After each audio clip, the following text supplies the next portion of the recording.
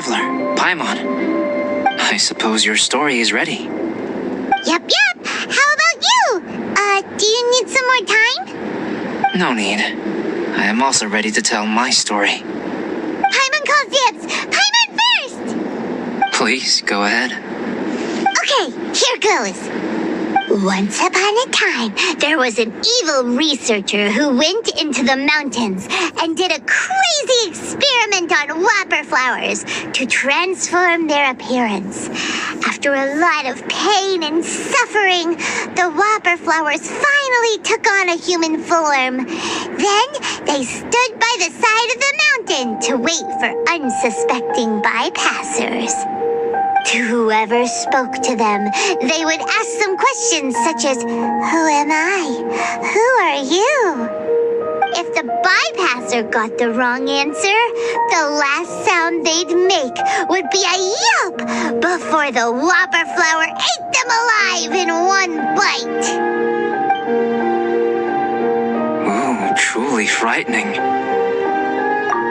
What the? You two aren't scared at all! Don't go nitpicking, okay? If you didn't like the story, go write your own!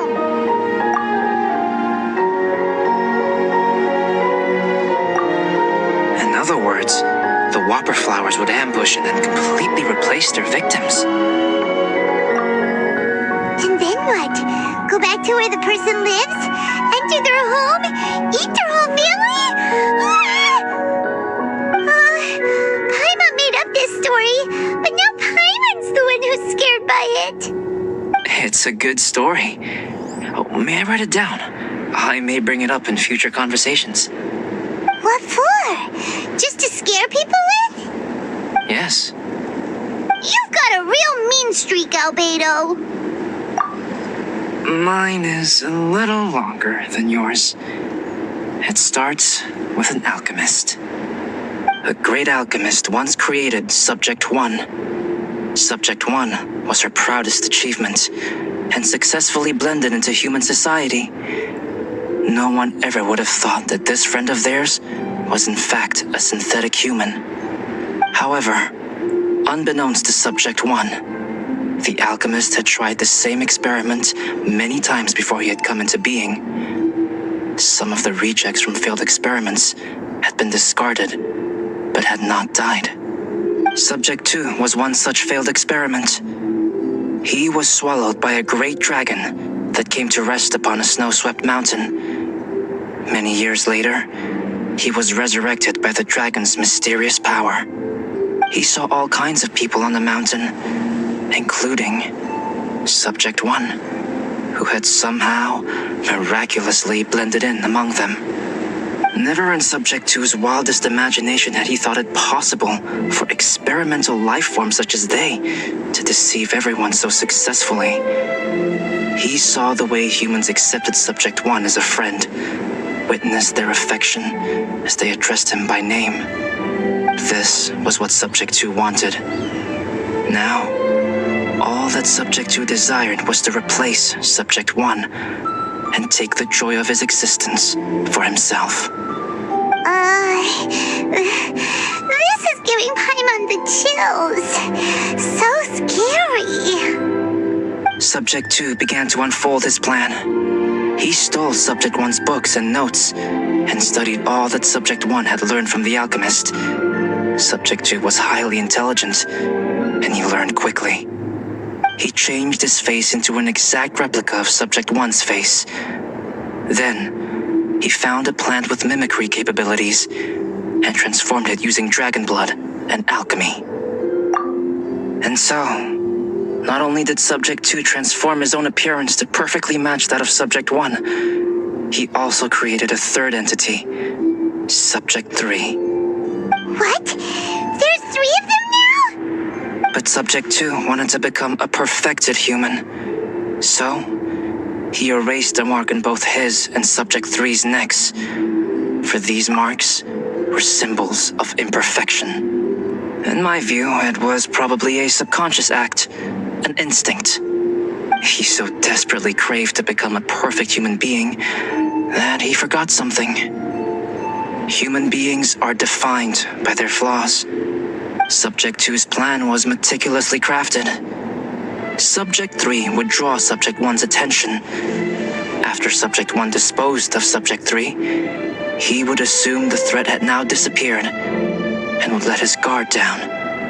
The next moment that Subject 1 was alone, Subject 2 would make his move. He would eliminate Subject 1 and become the only one remaining. He would secretly replace the Subject 1 of everyone's memories and inherit his identity, residence, clothing, sword, name, and friends. People would have no idea that the individual they knew had become somebody else from one day to the next. This is way too scary. Paimon's never gonna be able to trust anyone again. But just before Subject 2 could carry out his plan, a unique stranger entered the mix. Subject 2 tried to make contact with this person, but found that they could somehow sense he was different from Subject 1. What's wrong? Are you scared? What happened then? What happened to the stranger? He became a new stage in Subject 2's plan. One more person that Subject 2 had to dispose of. It's as if there were 3 identical roses in a garden. Only one of the 3 was a fine specimen, while the other 2 were defective specimens that bore poisonous thorns. In all the world, only the gardener who tended to them could tell which was the good specimen. People do not like poisonous plants. Only a perfect rose can fetch a high price. If the inferior specimens wanted to conceal the fact of their worthlessness, they would have to take the gardener out of the picture, using their poisonous thorns. This is exactly what Subject 2 was thinking. So, he hid in the shadows and waited patiently. Maybe soon, he would get his chance to become truly human.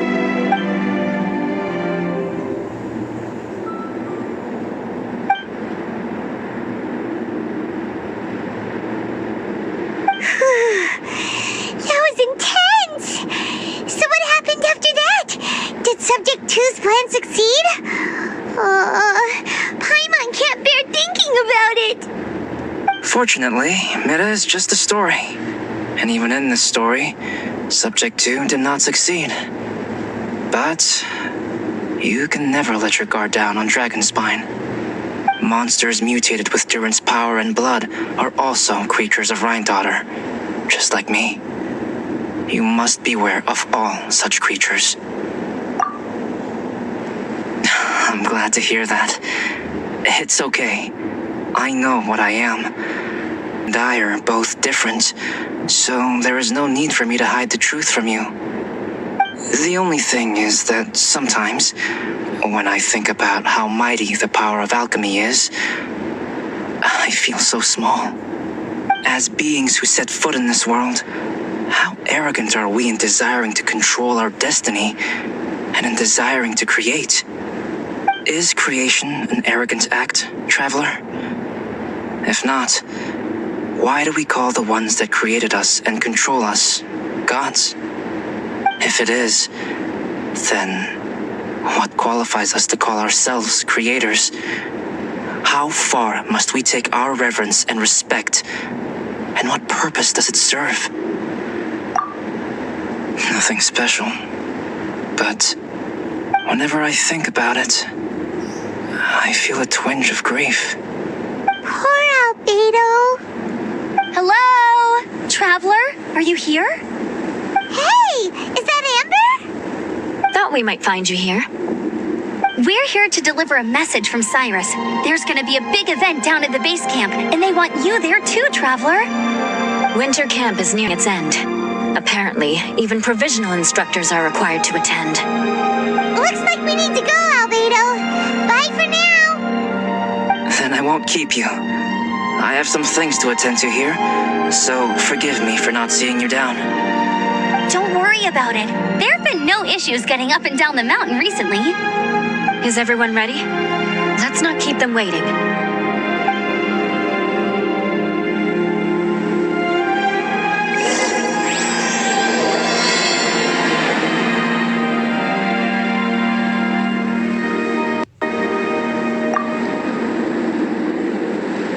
Go ahead.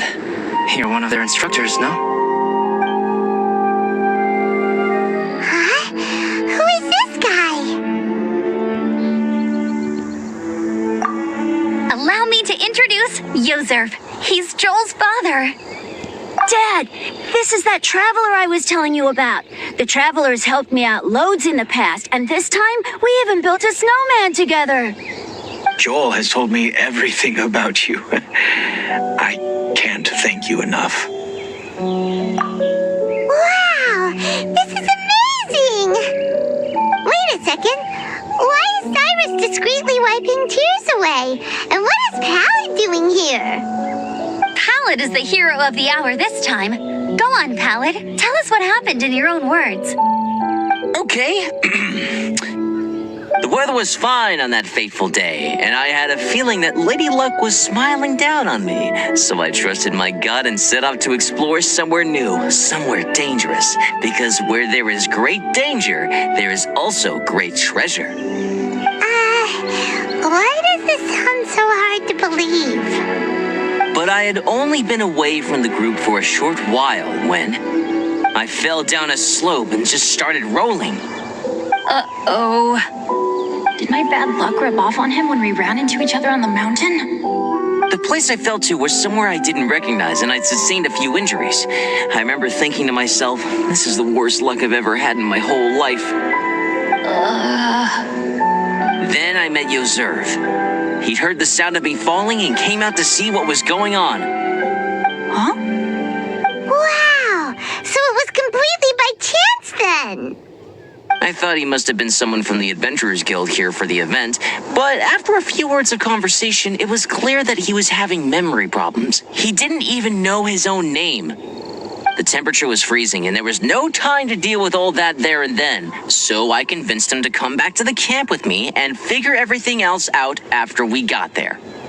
We got back to the camp, ran into Joel, and the moment he saw him, he froze for a second with this completely stunned expression on his face, and then he started crying out, "Dad! Dad!" That's when Yozerf suddenly started to remember. My memory has still not fully recovered, but Joel and his mother, they are the only ones that I will not, no, that I cannot forget. Daddy. Daddy's right here, Joel. Daddy's right here. Yozerf, don't you remember anything else at all?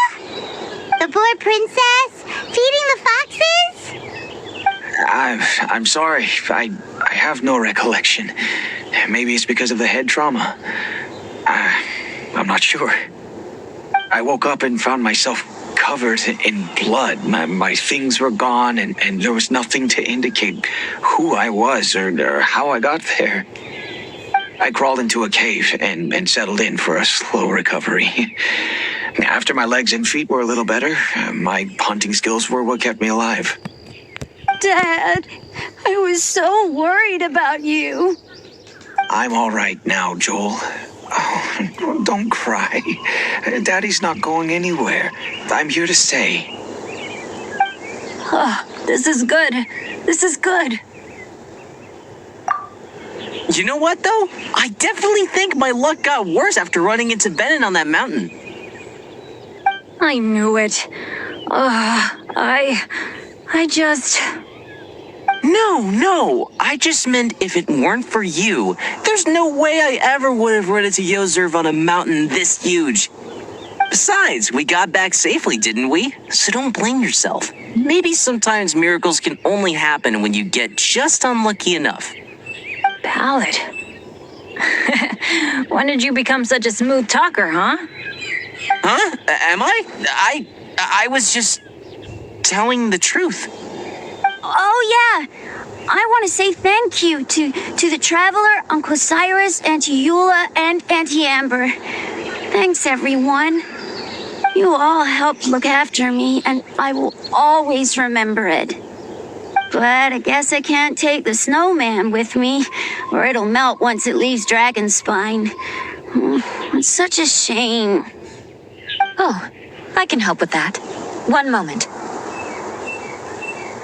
Huh? Eula? Here, take this. It's powdered rhyme. Just add it to your snowman, and it will never melt. Wow! Really? Oh, this is awesome! You're the best, Auntie Eula! Dad, I have an unmeltable snowman now! How cool is that? How can I ever repay you all? Thank you all. Thank you from the bottom of my heart. Dad, I want to go move the snowman. Can we do it now, please? Okay, I'll be leaving with Joel now. I'm sure I'll see you all another day. Very well, very well.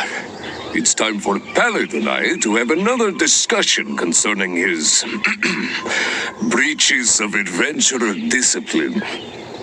Huh? But Cyrus, I think I kind of made up for my mistakes this time, you know? See you guys! Oh, I made this for you and Amber. Think of it as a winter souvenir. Are you sure? This must be really important to you. Come on now, just take it. No need to make such a fuss. Wow! Now our snowman won't melt either! Great! You're welcome. Just keep it. That's all I ask. Amber and I have some business to attend to now. See you later. See you! Everyone's gone. Seems like they've all got their own stuff to do now. Oh! You know what? We've been on Dragonspine all this time, and somehow Paimon still forgot to ask Albedo about how to make a fruit juicifier machine that could keep the juice fresh. Maybe we should try Timaeus again. He does seem pretty eager to please after all. Timaeus! Traveler and Paimon, what can I do for you? Wait a minute. You've got that mischievous look on your face. Oh, you're not still thinking about that ridiculous juicer thing, are you? Timaeus, will you help us? Well, if the Traveler isn't really interested, then, yeah, maybe I'll give this one a pass. It's just the weirdest request ever. No, but Paimon's Sunsettias are gonna go to waste without it. And the time it would take me to research something like that, I could probably pick those Sunsettias again 10 times over. New research project, Timaeus? We meet again. Oh, Albedo, thank goodness. So the situation is, Paimon wants a machine that can turn fruit into juice and keep the juice fresh. I mean, surely it's... Majorly important, that's what it is. If you can manage to invent this, we'll never have to worry about fruit going bad ever again. That's impossible.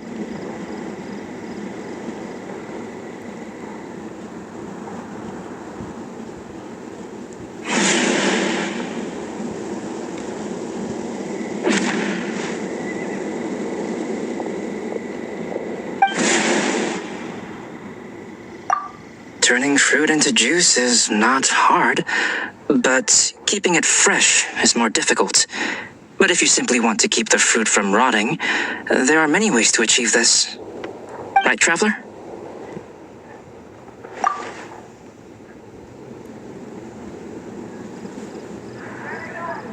What about his neck? What's wrong? Is there something on my neck?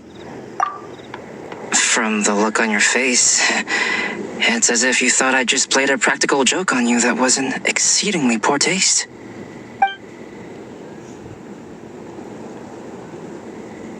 Albedo, you were saying, how do you stop fruit from going bad? Well, one way would be to bury your fruit on Dragonspine, where the snow never melts all year round. But then Paimon won't be able to eat them! You could always live on Dragonspine. No, too cold for Paimon. Or you can give the fruit to me, and I would take it to Dragonspine for you. But since you don't like the cold, you'd have to send someone else to pick them up when you want them. This is where you come in, Traveler. Suddenly sounds a lot more feasible with other people doing all the work.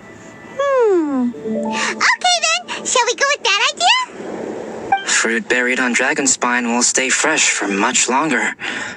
However, it is also possible that the fruit will sprout and grow into fruit trees. Who knows? Maybe the next time you visit, it will have grown into an orchard. You can water the trees, add fertilizer, and when they finally bear fruit, you will have some fresh sunsettias.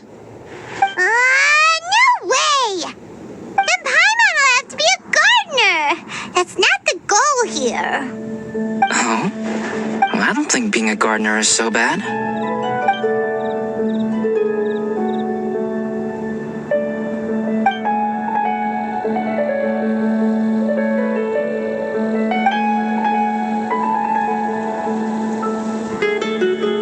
Albedo!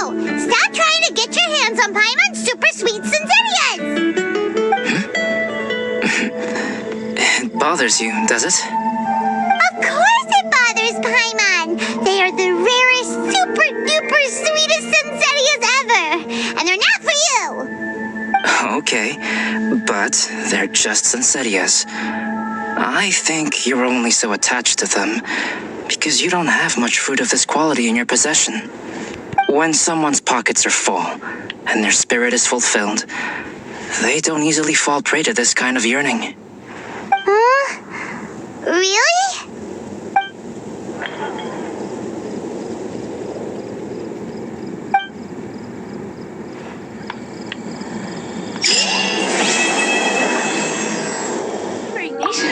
Dragonspine is too cold for ordinary fruit trees to survive. But if, one day, Dragonspine did become home to gardens and orchards, there would be more reasons for people to visit. Perhaps a little life is the key to attracting people. Life may exist in all kinds of unfathomable forms, and in all manner of unthinkable environments. Mysterious, yet tenacious. Perhaps this is what makes life so special.